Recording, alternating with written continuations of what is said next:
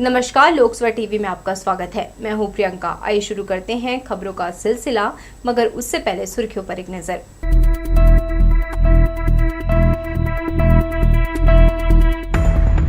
Federation के हड़ताल को भाजपा का समर्थन। सांसद अरुण साव ने कहा, राज्य सरकार अन्याय कर रही। कृपालु महाराज के जन्म शताब्दी पर झूम उठे अनुयायी, धार्मिक सांस्कृतिक शोभा यात्रा निकालकर दिया संदेश। भादी मावस पर्व पर दमक उठा शक्ति धाम, परिवार समेत श्रद्धालु कार्यक्रम में हुए शामिल। और हज कर लौटे हाजियों का किया सम्मान, विधायक शैलेश ने दी शुभकामनाएं। तो ये थी सुर्खियां और अब खबरें विस्तार से।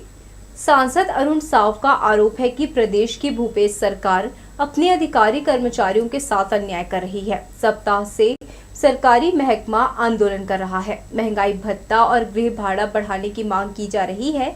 इसका समर्थन करने बिलासपुर लोकसभा सांसद और प्रदेश भाजपा अध्यक्ष अरुण साव धरना स्थल पहुंचे।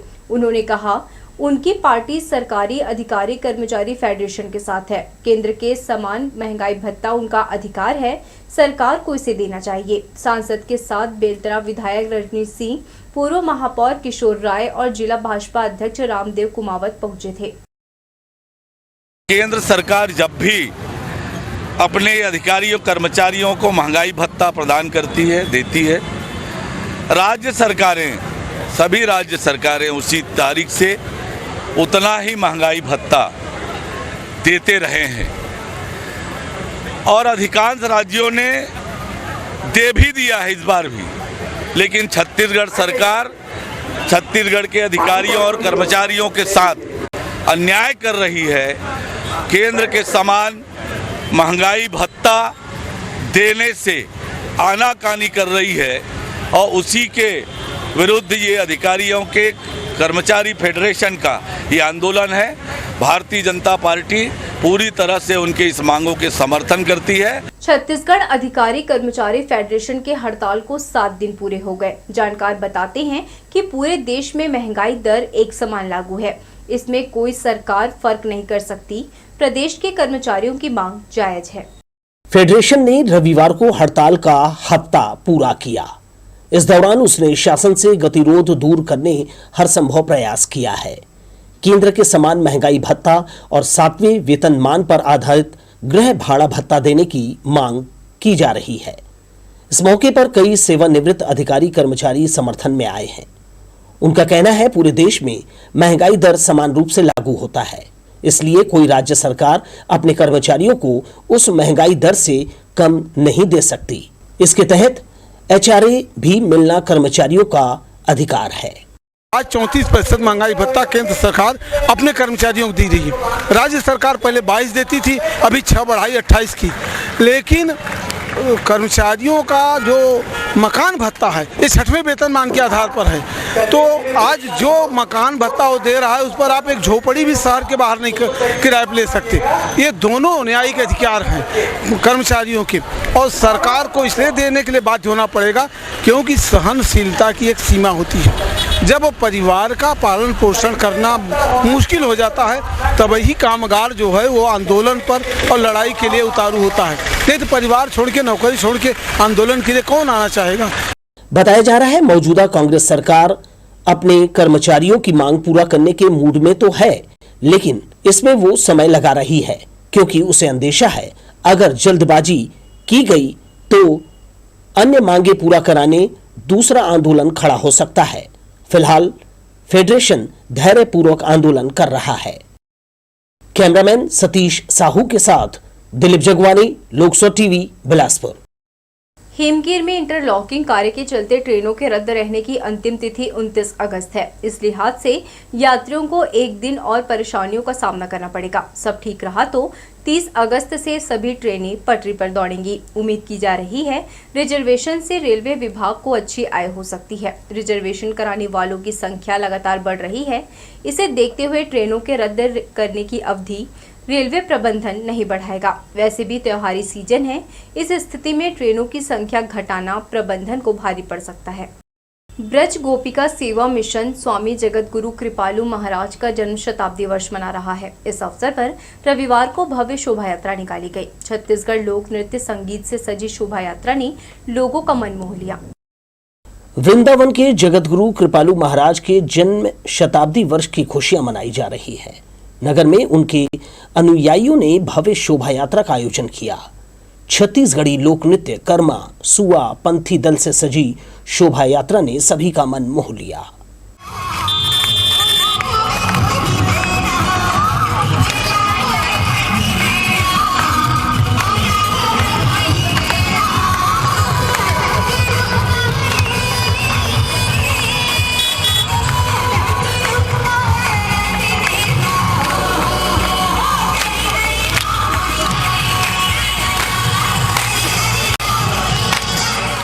ब्रज गोपिका सेवा मिशन के जिला सचिव राजेश ठाकुर और उपाध्यक्ष ने बताया कि सभी सत्संगी बेहद आनंदित हैं। कृपालु महाराज की धार्मिक शिक्षा और सत्संग के मार्ग पर चलने का सभी से आह्वान कर रहे हैं। इससे सभी धर्म का सम्मान करने की प्रेरणा मिलती है। ये हमारे गुरुदेव स्वामी जगत गुरु पूरे उत्तम जगत गुरु स्वामी श्री कृपालु जी महाराज की शरद पूर्णिमा 9 अक्टूबर शरद पूर्णिमा को 100 वर्ष पूरा होने जा रहा।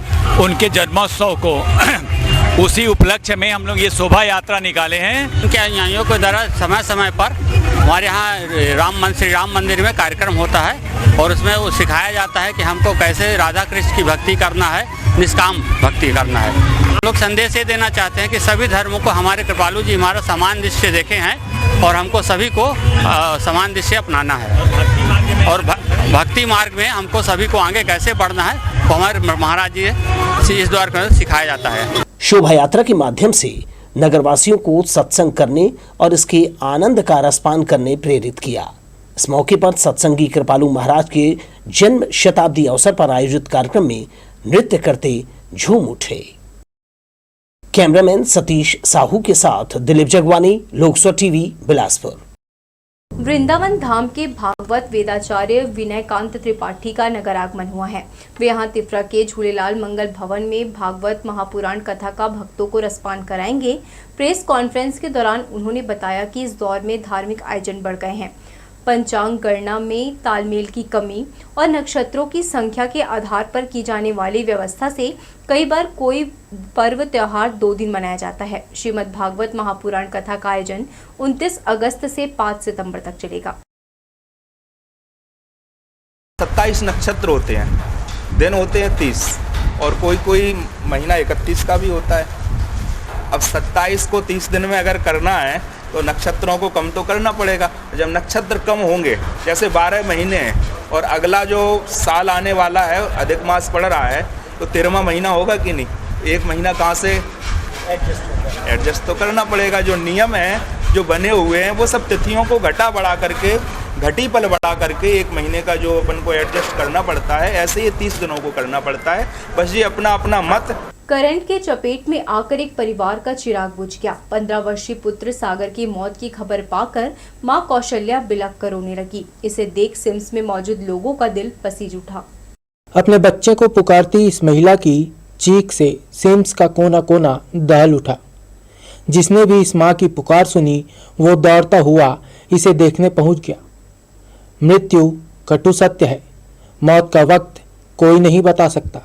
ठीक उसी तरह कौशल्या को भी नहीं पता था कि बेटा सागर घर का पंखा सुधारते हुए मौत के मुंह में चला जाएगा। दरअसल लिंगियाडी का रहने वाला 15 वर्षीय सागर धूरी घर में पंखा ठीक करते हुए करंट की चपेट में आ गया और जब उसे इलाज के लिए सिम्स लाया गया तो चिकित्सकों ने उसे मृत घोषित कर दिया। और यही वो पल था जहां से कौशल्या के सामने अंधेरा छाने लगा। बदहवास वो सिम्स की सड़क पर अपने बच्चे को आवाज लगाती दौड़ने लगी। आसपास के लोगों ने उसे उठाकर सड़क किनारे बिठाया और होश में लाने का प्रयास किया। जानकारी के मुताबिक कौशल्या के पति की पहले ही मौत हो चुकी है। 2 बेटों के साथ सब्जी का व्यापार कर घर चलाने वाली कौशल्या का साथ अब उसके बड़े बेटे ने हमेशा के लिए छोड़ दिया। लोकसभा टीवी के लिए कैमरामैन सुशांत सिंह के साथ नीरज शर्मा, बिलासपुर। गौरवपथ रिंग रोड 2 नर्मदा नगर स्थित रानी सती दादी मंदिर में भादी मावस पर्व धूमधाम से मनाया गया। सुबह से मंदिर में जात और धोक पूजा के साथ दादी मां को सवामनी प्रसाद का भोग अर्पित किया गया। समस्तीपुर से पहुंची भजन गायिका सुरुचि शर्मा ने सुमधुर भजनों की प्रस्तुति दी। भोग भंडारा शयन आरती के साथ 2 दिवसीय भादी मावस पर्व संपन्न हुआ। श्री रानी सती दादी मंदिर में भादी मावस पर्व के मौके पर धार्मिक कार्यक्रम हुए। आयोजन के पहले दिन सुबह ब्रह्म मुहूर्त में रानी शक्ति दादी मां का जाप कर धोक पूजा किया गया। श्रद्धालु परिवार के साथ इस विशेष पूजा में शामिल हुए और माता का आशीर्वाद लिया। इस विशेष अवसर के लिए कोलकाता के कारीगरों ने रंग बिरंगी फूलों से मंदिर सजाया, जिससे पूरा मंदिर परिसर खिल उठा। शाम को ज्योत प्रज्वलित कर माता को 60 प्रकार के सवामनी प्रसाद का भोग लगाया गया। समस्तीपुर से आई भजन गायिका सुरुचि शर्मा ने सुंदर भजनों की प्रस्तुति दी। कभी फुर्सत हो तो जगदम्बे निर्धन के घर में आ जाना। कभी फुर्सत हो तो जगदम्बे निर्धन के घर में आ जाना। जो रूखा सूखा दिया हमें कभी उसका भोग लगा जाना। जो रूखा सूखा दिया हमें जरा उसका भोग लगा जाना। हर बरस भादी मावस पर्व के विशेष अवसर पर 2 दिवसीय कार्यक्रमों का आयोजन किया जाता है। इस दौरान सभी परिवार समेत रानी सती दादी के प्रति आशीर्वाद बनाए रखने कृतज्ञता प्रकट करते हैं। भादी मावस का ये पर्व हमारा 27 अगस्त 7 दिन शनिवार को मनाया जा रहा है, जो कि बहुत धूमधाम से और दादी जी की विशेष कृपा पर, उनके विशेष त्यौहार पर ये मनाया जाता है। और प्रत्येक वर्ष की भांति इस वर्ष भी 2-3 सालों से कोरोना की वजह से ये कार्यक्रम नहीं हो पाया था, बट इस वर्ष ईश्वर ने और भगवान ने मौका दिया तो ये कार्यक्रम फिर से हो रहा है। मंदिर के में निर्माण का कार्य भी चल रहा है। लगभग 7000 स्क्वायर फीट में ऊपर नीचे मिला करके मंदिर का काम चालू है। इस वर्ष मंदिर के संपूर्ण कार्यक्रम मंदिर के प्रांगण में ही पूर्ण किए गए हैं।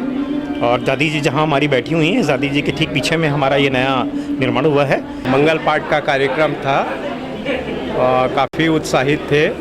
और आज सुबेरे से जात पूजा का कार्यक्रम चल रहा है।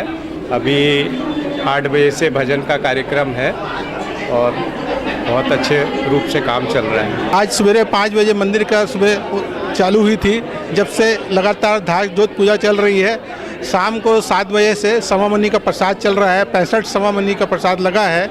ज्योत में अपार भीड़ उमड़ी है, पैर रखने की मंदिर में जगह तक नहीं है। और बहुत प्रसिद्ध गायिका भजन गाने के लिए सुरुचि शर्मा आई हुई है समस्तीपुर से। उनके प्रोग्राम में भी बहुत ज़्यादा भीड़ है। सुख समृद्धि का आशीर्वाद लेकर सभी ने भंडारे से प्रसाद ग्रहण किया।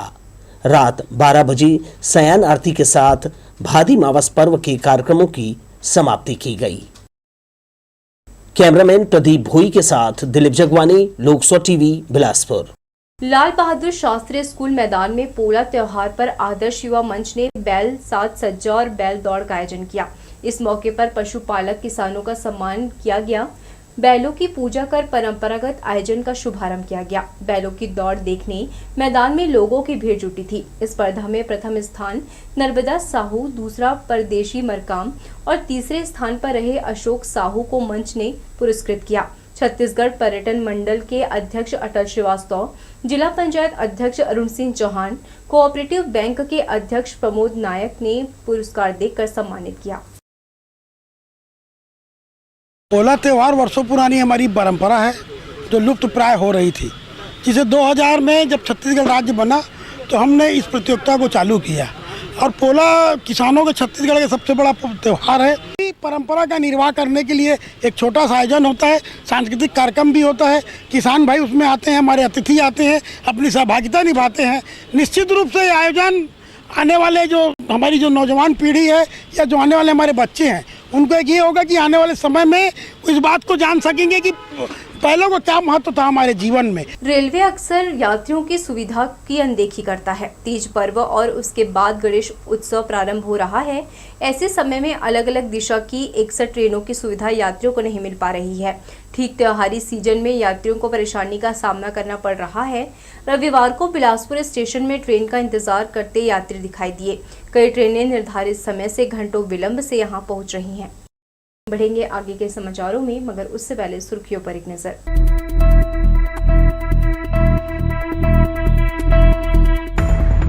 फेडरेशन के हड़ताल को भाजपा का समर्थन। सांसद अरुण साव ने कहा, राज्य सरकार अन्याय कर रही। कृपालू महाराज के जन्म शताब्दी पर झूम उठे अनुयायी। धार्मिक सांस्कृतिक शोभा यात्रा निकालकर दिया संदेश। भादी मावस पर्व पर दमक उठा शक्ति धाम। परिवार समेत श्रद्धालु कार्यक्रम में हुए शामिल। और हज कर लौटे हाजियों का किया सम्मान। विधायक शैलेश ने दी शुभकामनाएं। मक्का मदीना की पवित्र हज यात्रा पर गए हाजियों के स्वदेश लौटने पर उनका स्वागत किया गया। इस वर्ष कुल 60 लोग हज करने गए थे। रविवार को छत्तीसगढ़ मुस्लिम विकास संघ ने सभी हाजियों का सम्मान किया। इस मौके पर मुख्य अतिथि के रूप में शहर विधायक शैलेश पांडे शामिल हुए। छत्तीसगढ़ मुस्लिम विकास संघ द्वारा त्रिवेणी भवन में हाजियों का इस्तकबाल कार्यक्रम संपन्न किया गया। इस दौरान नगर विधायक शैलेश पांडे, MIC मेंबर और शहजादी कुरैशी और छत्तीसगढ़ हज कमेटी के अध्यक्ष मोहम्मद असलम खान समेत अन्य मौजूद थे। हज यात्रा पूरा कर लौटे करीब 60 हाजियों का विधायक शैलेश पांडे ने सम्मान किया। इस मौके पर नगर विधायक ने कहा कि यह पूरे समाज का सम्मान है। पवित्र मक्का मदीना की धार्मिक यात्रा पूरी कर सकुशल वापसी के लिए उन्होंने सभी को बधाई दी। ये बहुत खुशी की बात है। हर व्यक्ति अपने जीवन में चाहता है कि वो तीर्थ करने जाए, और मक्का मदीना जैसा तीर्थ तो बहुत ही दुर्लभ होता है और बड़े ही पुण्य कर्मों के बाद नसीब होता है। आज उन सभी हज करके जो हमारे वरिष्ठ जन बिलासपुर के आए हैं उनको सम्मानित यहाँ किया गया है, और मैं समझता हूँ कि उनको सम्मानित करके हम सब सम्मानित हुए हैं। आज इतने पुण्य कर्म करके आए हैं, और ईश्वर से प्रार्थना करता हूँ, अल्लाह से प्रार्थना करता हूँ कि उनकी आयु दीर्घायु रहे। बिलासपुर विकास मंच के द्वारा हाजियों का इस्तकबाल का प्रोग्राम रखा गया है। जो हाजी 2022 हज बैतुल्लाह की ज़ियारत पे गए थे, उन हाजियों का इस्तकबाल आज बिलासपुर में किया जा रहा है। मैं उन तमाम हाजियों का खुसूसी तौर पर फुलखुरूस दिली मुबारकबाद देता हूँ। उन्होंने उस मुबारक दर की ज़ियारत करके आई, हमें अल्लाह ताला के घर की ज़ियारत की, उनके प्यारे रसूल की ज़ियारत की। उन तमाम हाजियों को, जो आपको मैं एक बात और बताना चाहूँगा कि इस साल 2022 में अकबरी हज जो 7 साल बाद आया करता है, इस साल उन हाजियों को अकबरी हज मुबारक हो। हमारे हज कमेटी के चेयरमैन मोहम्मद अकबर जी, हमारे मंत्री और छत्तीसगढ़ शासन ने इनको पूरी सुविधा दी। एक ही फ्लाइट में गए, एक ही साथ गए, एक ही साथ रुके और एक ही साथ वापस आए। इस बार हाजियों को छत्तीसगढ़ शासन ने, मुख्यमंत्री जी ने जो सुविधा दी, इसके पहले उनको कभी नहीं मिला। हम छत्तीसगढ़ शासन और मुख्यमंत्री जी को इसके लिए आभारी हैं कि वो हाजियों का पूरा ध्यान रखें। हाजियों के सम्मान के दौरान मुस्लिम विकास संघ द्वारा आने वाले वर्षों में किए जाने वाले कार्यों के विषय में भी चर्चा की गई। इस दौरान बड़ी संख्या में कौम के लोग मौजूद थे। लोकसभा टीवी के लिए कैमरामैन सुशांत सिंह के साथ नीरज शर्मा, बिलासपुर। शासन के रुपयों का दुरुपयोग करना नगर निगम के अधिकारियों को खूब आता है। महापौर के क्षेत्र वार्ड क्रमांक 24 में पौनी पसारी योजना के तहत हाट बाजार बनाया गया है, जिसका इस्तेमाल असामाजिक तत्व कर रहे हैं। महापौर रामशरण यादव का निर्वाचन क्षेत्र वार्ड क्रमांक 24 है। यहां से वे पार्षद का चुनाव जीतकर महापौर पद तक पहुंचे हैं, लेकिन उनके ही वार्ड में निगम के अधिकारियों द्वारा सरकारी रुपयों की बर्बादी कैसे की जा रही है, इसे देखकर आप भी दंग रह जाएंगे। जोन क्रमांक 4 के अंतर्गत वार्ड क्रमांक 24 राजेंद्र नगर में नगर निगम ने पौनी पसारी योजना के अंतर्गत हाट बाजार का निर्माण कराया है। जिस जगह पर हाट बाजार बनाया गया है, वहां दूर दूर तक कोई सब्जी तरकारी बेचने वाला नजर नहीं आता। इस मार्ग पर केवल कुछ कार्यालय, गैराज और स्कूल भवन नजर आता है, लेकिन निगम की मनमानी तो देखिए। उनको हाट बाजार बनाना था, उन्होंने बना दिया। अब ये जगह शराबियों के लिए महफूज ठिकाना बन गया है। चबूतरों में शराब की खाली बोतलें साफ दिखाई देती है। शाम होते ही यहाँ शराबियों का मजमा लग जाता है। आसपास के असामाजिक तत्व यहाँ शराब पीने चले आते हैं। चारों तरफ डिस्पोजल, पानी पाउच, शराब की बोतलें आपको दिखाई दे रही हैं। पुलिस की गश्त भी नहीं होती, जिससे शराबियों के लिए सोने पे सुहागा हो जाता है। अब महापौर के वार्ड में निगम के अधिकारी रुपयों की किस तरह बर्बादी कर रहे हैं, इससे आप अंदाजा लगा सकते हैं। शहर के अन्य वार्डों की स्थिति भी इससे जुदा नहीं है। इस तरह शासन के रुपयों का यहाँ दुरुपयोग किया जा रहा है। लोकसभा टीवी के लिए कैमरामैन राजा खान के साथ भूपेंद्र राठौर की रिपोर्ट। आपको यह जानकर हैरानी होगी कि रेल प्रशासन चूहों से हार गया है। तमाम उपाय करने के बाद भी रेल महकमा चूहों से यात्रियों को हो रही परेशानी दूर करने में नाकाम है। ये चूहे ट्रेन से लेकर प्लेटफॉर्म तक मौज काट रहे हैं। उनके आतंक से रेलवे को हर साल लाखों रुपए का नुकसान उठाना पड़ रहा है। बावजूद रेलवे इनके आगे बेबस है। चूहों ने भीतर ही भीतर प्लेटफॉर्म की नींव हिलाकर रख दी है।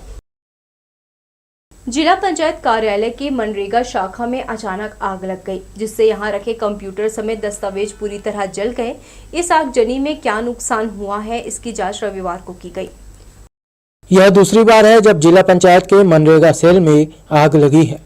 आग से कंप्यूटर सिस्टम, एसी और महत्वपूर्ण दस्तावेज जलकर खाक हो गया है। घटना में अब तक किन दस्तावेजों को नुकसान पहुंचा है, इसकी लिस्टिंग जिला पंचायत के अफसर कर रहे हैं। आग लगने की घटना शनिवार शाम 5 बजे की बताई जा रही है। सरकारी छुट्टी होने के कारण कंपोजिट बिल्डिंग के सभी कार्यालय बंद थे। आग लगने पर परिसर में मौजूद कुछ लोगों ने पानी डालकर आग बुझाने का असफल प्रयास किया।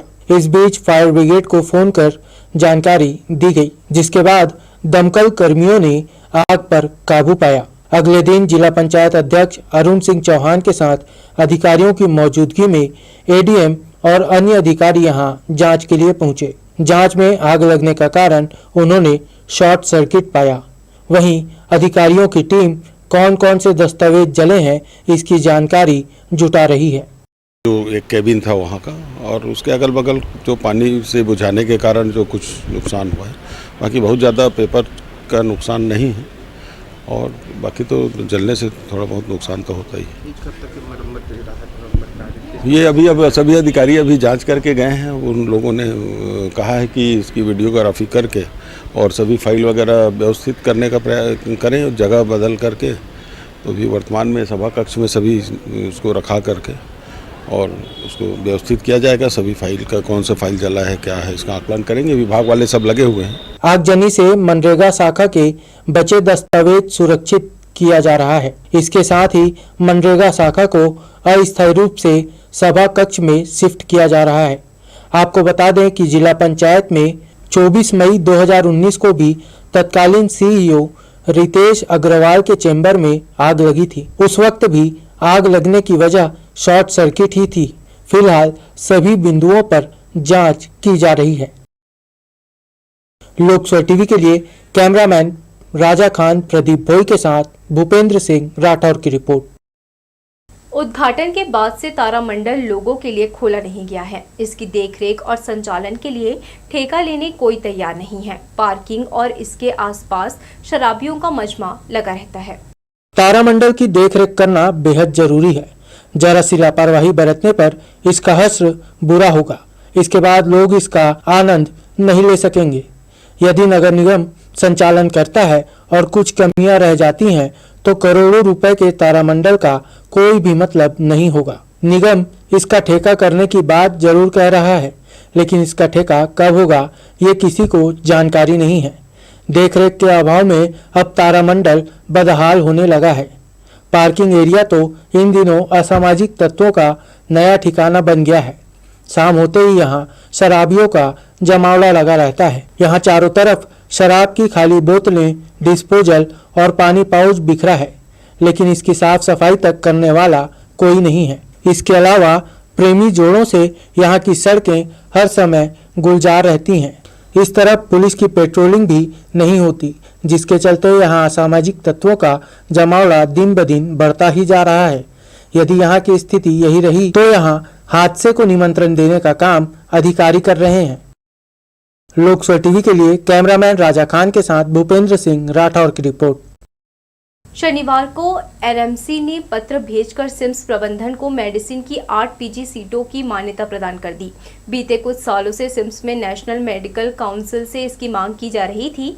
यह सिम्स के लिए बड़ी उपलब्धि है। कोशिश के बावजूद कुछ खामियों के चलते यह मांग पूरा नहीं हो रहा था। ऐसे में मेडिसिन की पीजी सीट के लिए प्रबंधन को लंबा इंतजार करना पड़ा। कुछ दिनों पहले ही आयुष विश्वविद्यालय की टीम और उसके बाद सिम्स का निरीक्षण करने एनएमसी के अधिकारी आए थे। तो ये थी हमारी लोकसभा टीवी की तमाम खबरें। अगले बुलेटिन में आपसे फिर होगी मुलाकात। तब तक के लिए पूरी टीम के साथ प्रियंका को दीजिए इजाजत। नमस्कार।